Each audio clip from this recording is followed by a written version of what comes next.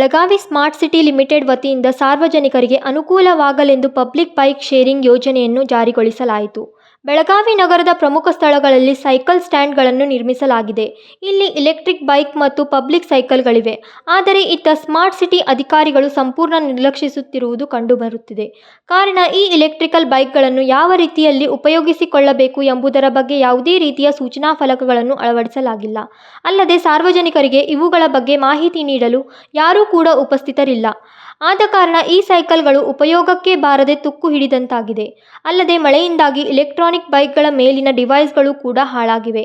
ಹೀಗೆ smart city ಯೋಜನೆಯಡಿಯಲ್ಲಿ ಮಾಡಲಾದಂತಹ smart shelter, smart road, e toilet, smart water purifier ಇವೆಲ್ಲವುಗಳು ದುಸ್ಥಿತಿಯಲ್ಲಿವೆ.